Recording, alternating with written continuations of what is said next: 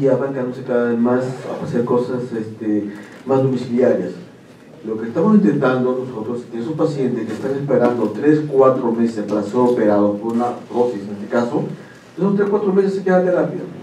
No queremos que ahorre, no queremos que baje escaleras, que sube, baje o saque soga, como venderán los rehabilitadores. Hay ciertos métodos que ellos tienen para mejorar el entorno muscular sin que el paciente haga tanta actividad física. Entonces nos va a ayudar en el postoperatorio para que se recuperen rápidos.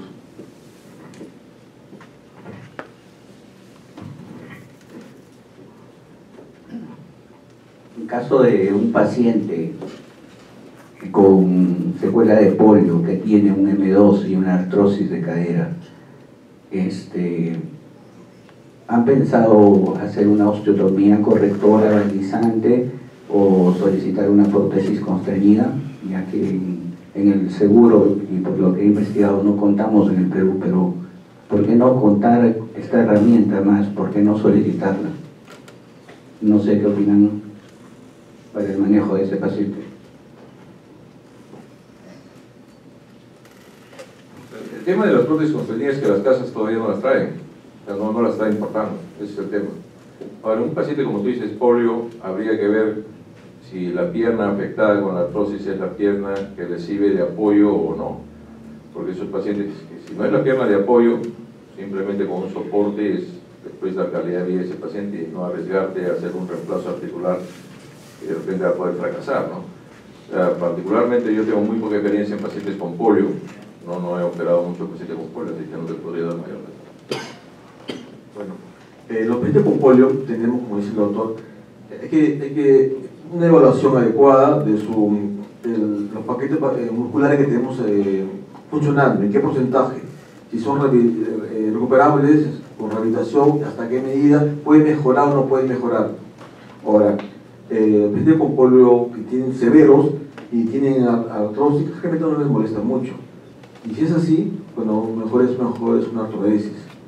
En caso de las prótesis constreñidas, no hay que ser tan triunfalistas. Esas también se usan.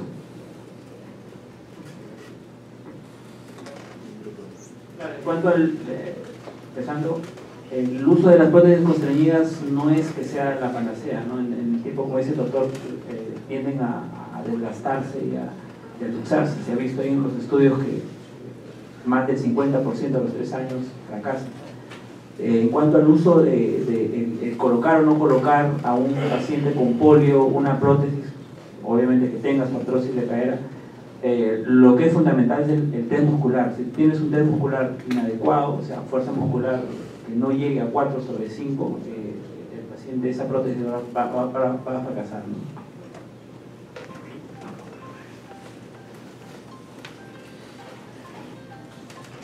Buenas noches. Así como el modelo del doctor Ibáñez, ¿tenemos algún registro o cuenta de las luxaciones en los últimos tiempos en Almenara y Sabogal?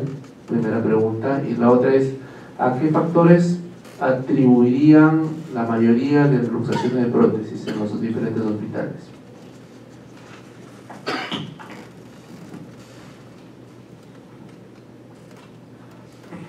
En realidad, cuando igual recibí la invitación, fui al registro y lamentablemente el registro que tiene el hospital no es un registro bueno. Tenemos sí un registro personalizado por nuestro grupo de residentes y sí, nuestro porcentaje de luxación está entre 3-4%, que es el que tenemos comparado con el resto de estudios, ¿no? Ahora, en cuanto a los factores, sí, ya está demostrado, y como lo he dicho, el mayor porcentaje de pacientes que se luxan son pacientes operados con prótesis total de cadera por fractura, ¿no? El mayor porcentaje de estos pacientes. Bueno, yo en la charla iba a mencionar que una de las características que habíamos presentado a los 3 hospitales es que no habíamos presentado estadísticas, y es porque seguro que no las tenemos. Es un tema que nos toca tratar, ¿no? Las estadísticas en el seguro y en general en todos los hospitales del país son pésimas, ¿no? No tenemos estadísticas adecuadas, no se trata de presentar solamente número y porcentaje, ¿no? Ese es de pregrado, ¿no? Deberíamos presentar cosas mucho más estructuradas, ¿no? O sea, se me lo usaron 5 y siempre sí, ya se usaron 5, 10%, pero qué características de los pacientes, cómo fueron, cómo evolucionaron, eso pienso que ese es un tema que todavía tenemos que tratar. Ahora, otro tema importante es la mayoría de luxaciones tempranas, si es que uno está seguro que la prótesis está en buena posición, es por partes blandas. Particularmente yo la cápsula la respeto, yo la cápsula no saco casi nada de cápsula, saco lo necesario de la cápsula, y yo cuando cierro la prótesis la reparo la cápsula. Entonces, cuando uno hace una revisión de un paciente después de muchos años, se da cuenta que la cápsula, cuando abre la prótesis, es una cápsula dura, fuerte, que sí le da estabilidad. Entonces, el paciente necesita tiempo para que esa cápsula madure, que realmente son 6 a 8 semanas. En ese lapso de tiempo, el paciente tiene que tener una actividad relativamente controlada hasta que la cápsula madure. El factor muscular también es muy importante en el postoperatorio inmediato. Preocupación muy importante, ¿no? Porque eso tenemos que llevar nosotros como especialistas. El Hospital Rebagliati hace un año está haciendo una revisión de todos los casos anteriores y está actualizando todas las cirugías en un software. Eso nos está permitiendo evaluar a los pacientes por meses. Ese basado está haciendo los residentes y hay un médico encargado de realizar ese control. Ahora, antes en el Hospital Rebagliati, los pacientes entraban en emergencia y se quedaban 3 semanas, un mes esperando que haya cama. Eso ha cambiado. Otra vez tenemos una emergencia solo para traumatología, con médicos solo para traumatología y sala de operaciones solo para emergencias. Entonces, de tal forma que los pacientes actualmente están entrando a operar cerca a la semana, hoy día están operando en su prótesis, sobre todo en su capital de IGT. Eso que permite que el paciente no esté echado 3 semanas o esperando una sala de operaciones o un material guía, y lamentablemente esas 3 semanas son donde los pacientes más se deterioran, escaras, hipotrofia, trastorno de sensorio y bueno.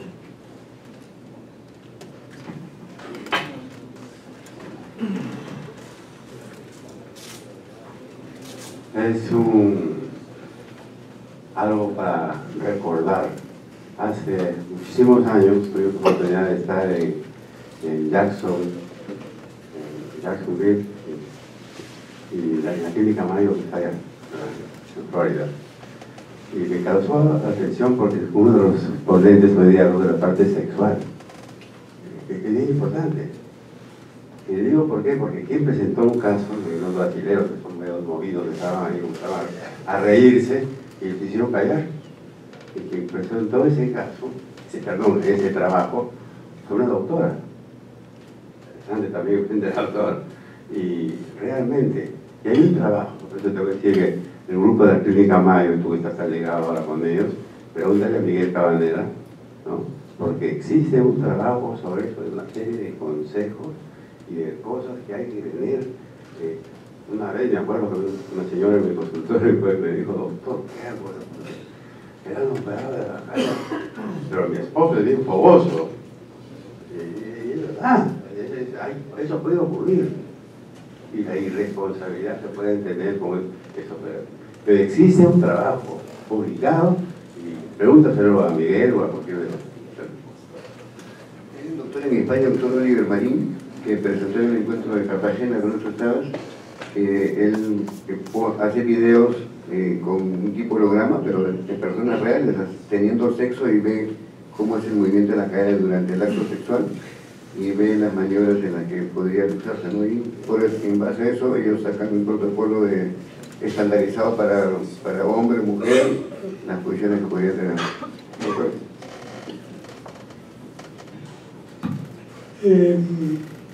Me parece que no he escuchado qué cuidados se debe tener en el paciente con luxación por reluxación, qué cuidados por reducción, si se inmoviliza o no, si hace terapia física, cuándo debe empezar la marcha para que no se reluxe.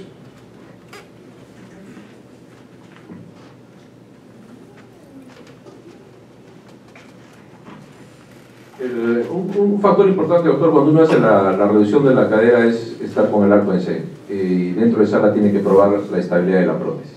Entonces, si uno hace la reducción y ve que sí es estable la prótesis, lo único que yo restringo al paciente es la flexión de cadera a 70 grados no le permito que haga rotación interna de la cadera ni aducción por 6 semanas. Pero lo mando a que camine con su andador dentro de la casa con las limitaciones necesarias, pero no pongo ningún otro resto de inmovilización. He usado el brace en algunos pacientes que desde el punto de vista educacional no entienden las recomendaciones que le va a dar el médico. En esos pacientes sí les pongo brace, pero un paciente de cierto nivel educativo que sí entiende las recomendaciones, no inmovilizo posteriormente.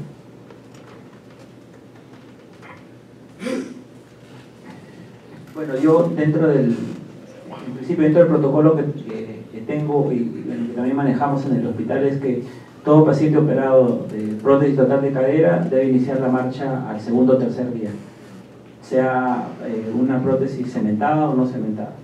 En el hospital contamos con un rehabilitador que prácticamente está ahí, pasa visita todos los días y él es el encargado de eso. Ahora, en cuanto al manejo de una luxación como primer episodio, si uno está seguro de que sus componentes han quedado bien colocados y ya es un estudio radiográfico, tomográfico y todo se corrobora, lo único que le restringe es igual, flexión mayor a 70, 80 grados y evitar, en este caso por abordaje posterior, la rotación interna, ¿no? Al paciente se le indica, obviamente de acuerdo al nivel académico o al nivel o a la capacidad de entender las cosas, es que el paciente cuando duerma puede dormir de costado, que es con una almohada entre las piernas, y eso básicamente, ¿no? Pero el uso del brace lo he utilizado también por un tema más de tranquilidad mental como cirujano, más los estudios ya lo han demostrado que eso al final no sirve, ¿no? Si un paciente sale del hospital, sale de operaciones, quiere decir que hemos puesto bien la prótesis. Si sale de alta, tenemos más seguridad que el paciente va a estar bien. Si el paciente regresa luxado y hacemos una reducción solo cerrada, yo lo que hago al día siguiente lo siento. Y al segundo día le explico todo lo que tiene que hacer, le evalúo la caminata con andador y el paciente se va de alta con una buena educación. Bueno, el brace también lo usaría, pero yo no lo uso, aparte de que es costoso. Un brace no baja de 1.000 soles y demora aproximadamente 2 semanas para ser hecho. Entonces hay que evaluar esa ayuda.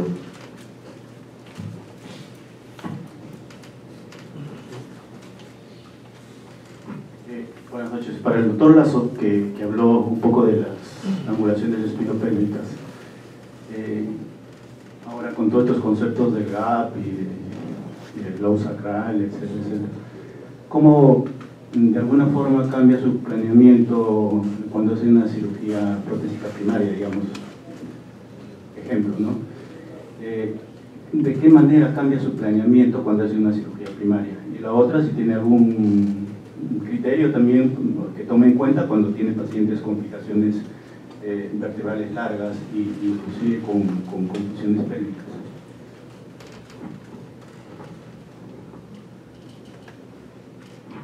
Como mencioné en la charla, definitivamente lo que tenemos que comenzar a hacer es ahora evaluar la relación de la columna con la cadera. Es muy diferente operar un paciente con una artrosis sin instrumentación a un paciente instrumentado o una paciente con una columna hipermóvil, lordótica, hiperlaxa. La cadera o la pelvis se mueve totalmente diferente en las diferentes posiciones. Entonces, eso debería hacernos a nosotros cambiar nuestras posiciones de nuestros componentes, sobre todo el componente acetabular, que es el que se modifica. El componente femoral casi no se modifica en los pacientes, se le da la anteversión que tiene naturalmente el paciente, pero el componente acetabular sí deberíamos comenzar a modificar. Y ese es un tema que está en estudio actualmente para ver cuáles son las zonas de seguridad en ese subgrupo de pacientes especiales. Particularmente yo sigo poniendo mis componentes acetabulares en las posiciones recomendadas. Para mí un factor intraoperatorio importantísimo es el ángulo combinado de Ranawat. Eso es lo que me da mucho mayor seguridad a mí para ver que mi prótesis es estable. Con todos los componentes de prueba hay que ver el Ranawat en qué posición está y qué tan estable es. Yo me quedo tranquilo con el ángulo de Ranawat, si está adecuado.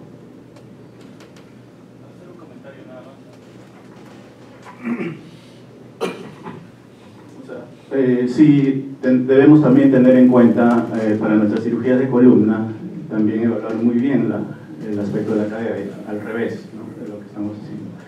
porque hemos visto muchos pacientes operados de hernias del núcleo pulposo cuando tenían una coproflosis primaria. Y inclusive yo tuve un paciente que tuve que reoperar a un paciente de columna, que operaron los neurocirujanos porque este paciente tenía una artrodesis de cadera y le hicieron toda una artrodesis de la columna. El paciente terminó en 90 grados y no podía moverse para ningún lado.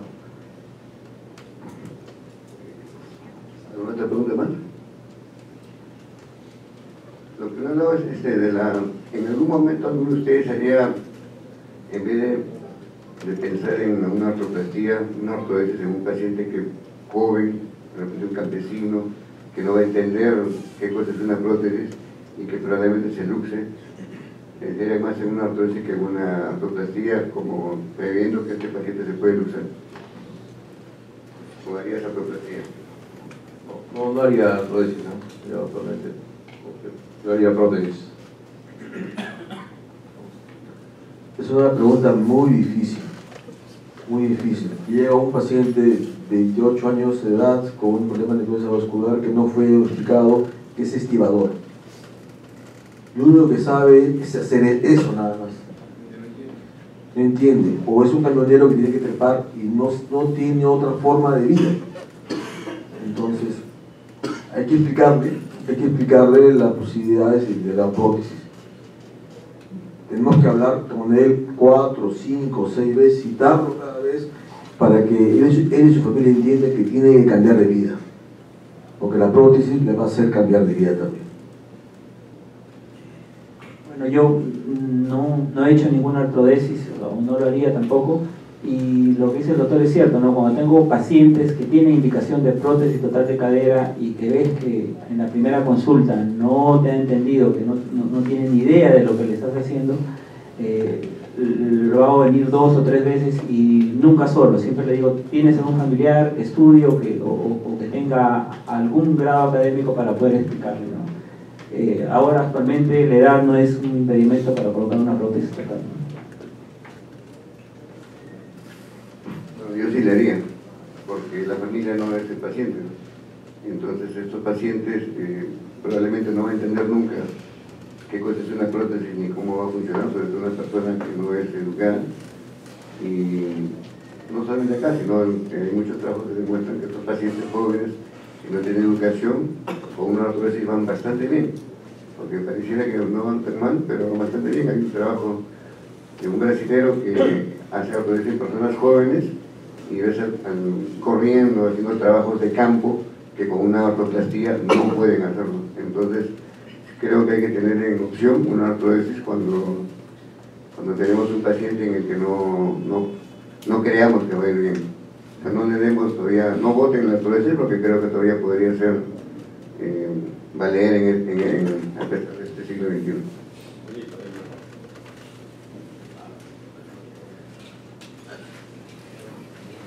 Mira, todos los trabajos que tú lees, que ves, que tienen el análisis, que tienen trabajos científicos, ¿alguna vez has visto dentro de las publicaciones, aparte de este brasileño, algún trabajo así muy serio sobre artrodesis en esta época, en estos momentos?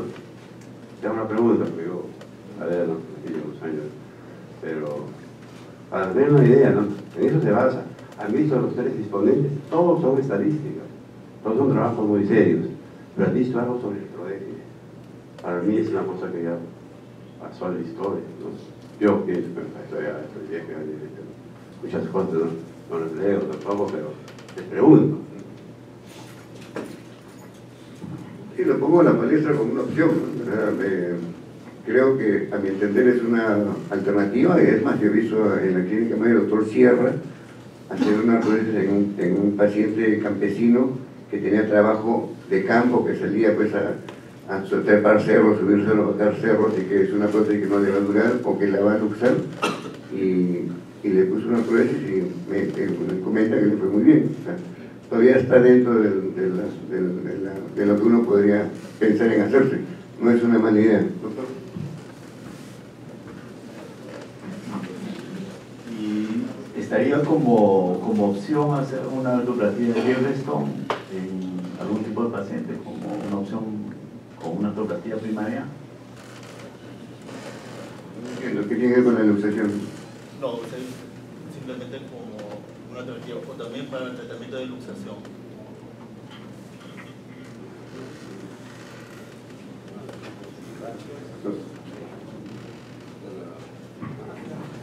La única razón sería que tengas una luxación que no recidivante, ¿no? O sea, que no puedas sostenerla con nada, ¿no? El paciente se sigue luxando, simplemente le sacas la prótesis y lo dejas en directo. O una prótesis infectada, que también no puedes manejar la infección, lo dejas en directo, ¿no? Marcelo, déjanos hablar un ratito. Eso nos has traído, pues. Antes de aclarar esta parte de la artrodesis, de lo que hace columna. ¿Cómo queda la columna después de usar tantos años una artrodesis de cadera? La columna sufre. Hay problemas de artrosis sanguíneos. Y el paciente joven, como tú dices, a los 10 años le pongo su prótesis. Y tenemos un problema. Tenemos un rescate de cadera y tenemos artrosis de la columna y artrosis sanguíneca. Entonces hay que evaluar eso. Ahora, con respecto a la Yellowstone, se usa cada vez menos. Realmente lo usamos en pacientes que se le pusieron la prótesis con muy mala indicación. Ese paciente nunca se le dio poner una prótesis. O hay un error del cirujano que puso mal la prótesis. Bueno, podríamos acá pasarnos la noche discutiendo sobre luxación y de verdad que es un tema bastante interesante, pero queríamos, antes que se vayan por favor, para darles un diploma a ellos.